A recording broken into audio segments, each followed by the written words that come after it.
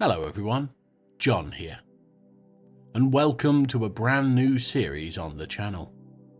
This has been an idea I've had rattling around my head for a while now as sort of a combination of how I normally play Rimworld and how I normally play Pokémon. Now I'm sure most of my regulars will know what Rimworld is. It's similar enough to Dwarf Fortress as to need no introduction, but though I doubt you won't have heard of Pokémon, you may not have heard of a Nuzlocke. Easiest explanation is it's a self-imposed set of rules to make the game harder. What are you doing? I'm making a video. You know, you'd shout at Snod for interrupting like that. Sorry. Can I help? No. Wait. Yes. Hold fire. I have a task for you. Anyway, the precise rules for a Nuzlocke aren't really relevant as they don't translate super well to Rimworld, so I'll just outline how this Rimlocke will work. We start with no mods. That's just to keep this as new player friendly as possible and because wall lights are base game now anyway. Start up a new colony, choose the Phlegm's Rimworld Hardcore Nuzlocke scenario, which is definitely base game and not crash landed with no items, no animals, one pawn and arrival method standing. For Storyteller it's Randy Random, though this is where Mr. Crevice comes in. Oh, I'm to be the voice of the random number generator? Correct. Now, I'm an omnipotent cosmic force, a deity of unfathomable power. Surely I can be put to better use. No, I've got a mic stand now. Shush, anyway.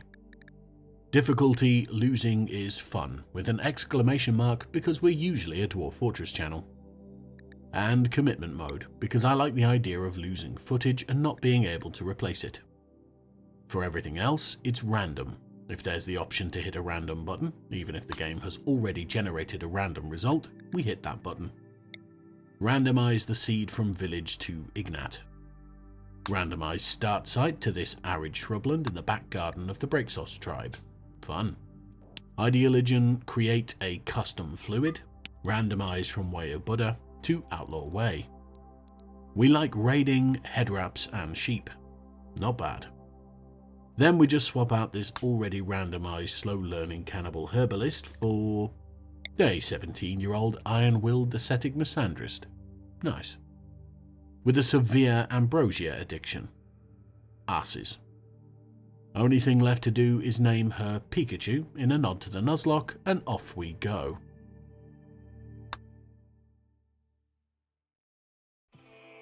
Then there she is.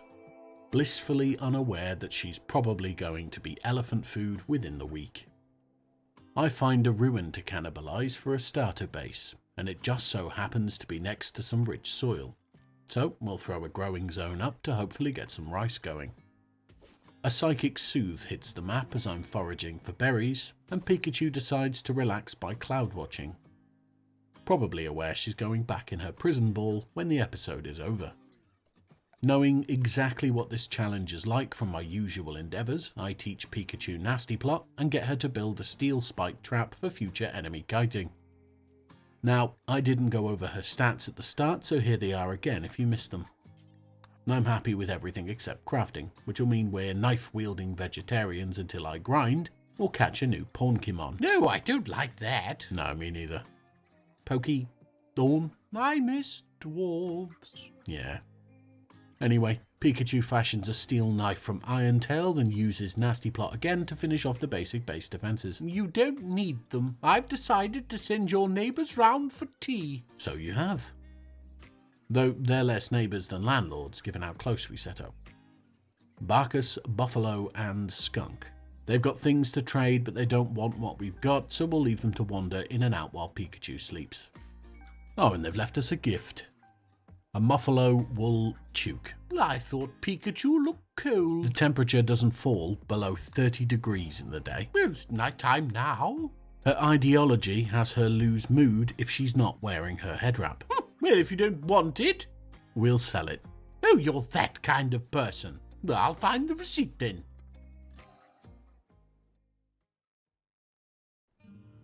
We set a horseshoes pin up for shooting practice and for something to do with all the horseshoes we've got.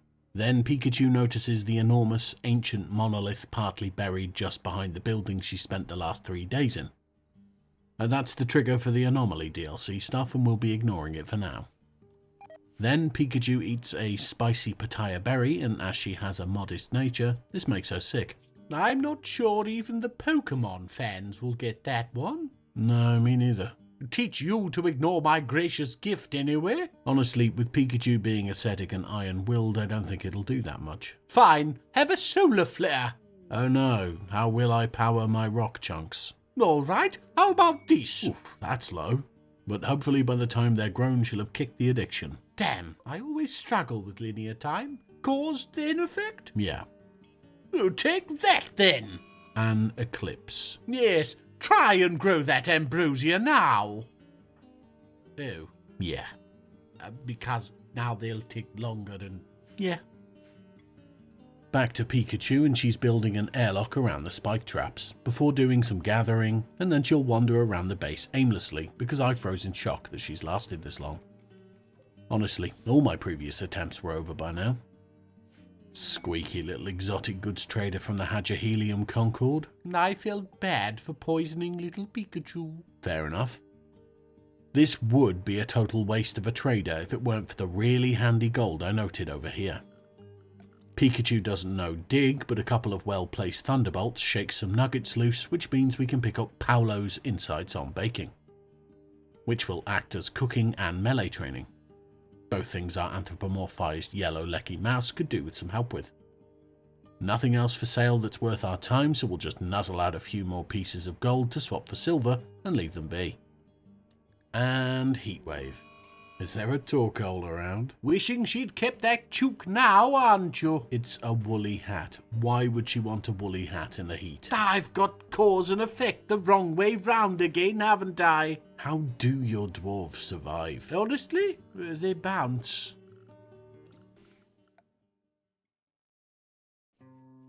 And that's where we're going to leave it.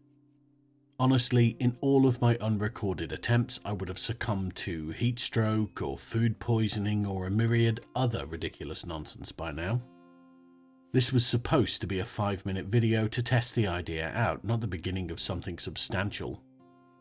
So the goal, as I guess there now needs to be one, is to get Pikachu and any other Pokémon I catch off this rock through one of the endings, which I've never actually done before. I've got over 1,000 hours in the game, just never completed a run. Anybody who does know about Nuzlocke will probably be asking now about how one Pokemon per route is going to work, and I think I'm leaning towards only being allowed one pawn of every Xenotype that tries to join. But if you've got a better idea, I'm all ears. That said, welcome to Crumpet Sounds if you're new, welcome back if you're not, and thanks for watching. Goodbye. Did I do all right? Ah, you did fine. So, I could take this bubble hat off now? No. No, I don't think so. No.